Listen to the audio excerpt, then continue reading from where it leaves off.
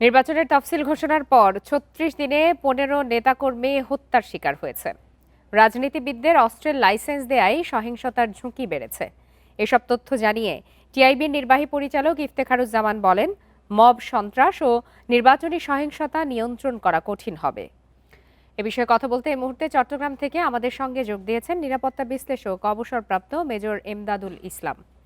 Major Emdadul ইসলাম, আপনাকে স্বাগত জানাচ্ছি ইন্ডিপেন্ডেন্ট টেলিভিশনে। আপনার কাছে একটু জানতে চাই যে আইন শৃঙ্খলা বাহিনী হামলা, সংঘাত এবং নাশকতার শঙ্কা করছে, তারা কি পরিস্থিতি নিয়ন্ত্রণে নিতে পারবে কিনা আপনার কি মনে হয়? ধন্যবাদ। আসলে আমরা ইতিমধ্যে যতটুকু জেনেছি আমাদের স্বরাষ্ট্র মন্ত্রণালয় বা সামরিক বাহিনী সদর দপ্তর থেকে, যে প্রচুর সংখ্যক আইন শৃঙ্খলা রক্ষাকারী বাহিনী একই সাথে সামরিক বাহিনী এই নির্বাচনে নিয়োজিত হবে। তারপরেও এই সংঘাতের সংখ্যাটা থেকেই যাচ্ছে। এর পেছনে যৌক্তিক কিছু কারণ আছে। একটা হচ্ছে, আমরা স্বীকার করি আর না করি, এই নির্বাচনটা কিন্তু ইনক্লুসিভ হচ্ছে না, অন্তর্ভুক্তিমূলক নির্বাচন হচ্ছে না। এটা যদিও আমাদের অন্তর্বর্তী সরকার বারবার বলছেন যে একটা সারা পৃথিবী দেখবে এই নির্বাচন, তো কেন অন্তর্ভুক্তিমূলক হচ্ছে না এটা একেবারেই দিবালোকের মতো স্পষ্ট। কারণ দুইটা দল, একটাকে অধ্যাদেশের মাধ্যমে নিবৃত করা হয়েছে তাদের কাণ্ড কারখানার জন্য, আরেকটা হচ্ছে জাতীয় পার্টিকেও নিরুৎসাহিত করা হয়েছে। তাদের যেমন একটা এখানে শক্তি কাজ করবে মাঠে, সেটা অবশ্যই ইতিবাচক হবে না, সে নেতিবাচক হবে। একই সাথে অনেকগুলো অস্ত্র খোয়া গেছে, সেই সব অস্ত্র 5ই অগাস্টের পরে, আগে পরে অনেকগুলো অস্ত্র গেছে, তার থেকে প্রায় 20-25% আর্মস ইয়েট টু বি রিকাভার্ড, কোনো রিকাভার করা হয়নি। সেই অস্ত্রগুলি যারা রেখেছে তারা কিন্তু এটা ভালো কোনো উদ্দেশ্যে রাখে নাই, তারা অসৎ উদ্দেশ্যে এই অস্ত্রগুলি নিজেদের কাছে রেখেছে। আরেকটা জিনিস হচ্ছে, পুলিশের যারা নিয়ামক শক্তি, পুলিশ কিন্তু এখানে আপনার তাদের যে শক্তি, তাদের যে মনোবল, সেটা কিন্তু তারা হারিয়েছে, সেটা কিন্তু তারা ফিরে পায় নাই এই পর্যন্ত। ফিরে না পাওয়ার কারণ হচ্ছে, তাদের পাশে যে দাঁড়াবে শক্তি নিয়ে সরকার সেইটা করে নাই, মোটিভেশন।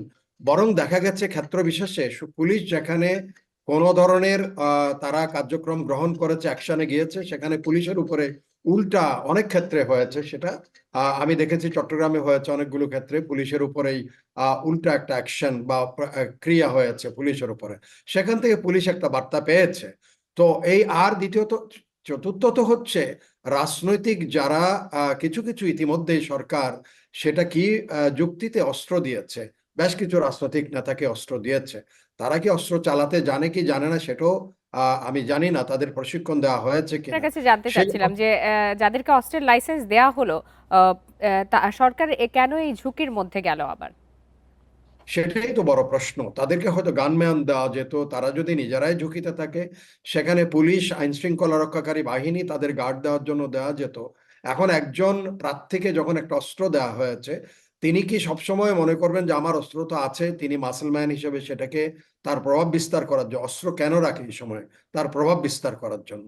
তো সেটাও কিন্তু এখানে একটা আপনার অন্যতম আমি বলবো যে নেতিবাচক শক্তি হিসেবে কাজ করবে।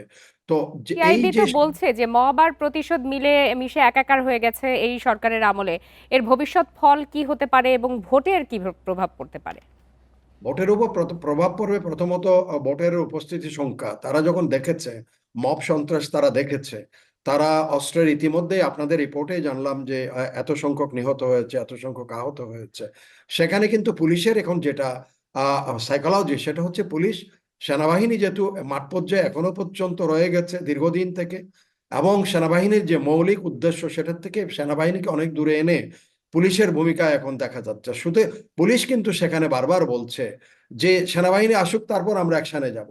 এই জিনিসগুলো কিন্তু সাধারণ মানুষের মধ্যে, কারণ পুলিশ জানে প্রত্যেকটা থানায় পুলিশের উপস্থিতি আছে, প্রত্যেকটা ওয়ার্ডে, প্রত্যেকটা আপনার সেখানে ইউনিয়ন পরিষদে পুলিশের উপস্থিতি, পুলিশ জানে কে সন্ত্রাস করে, কাকে দমন করলে সেটা নিবৃত হবে।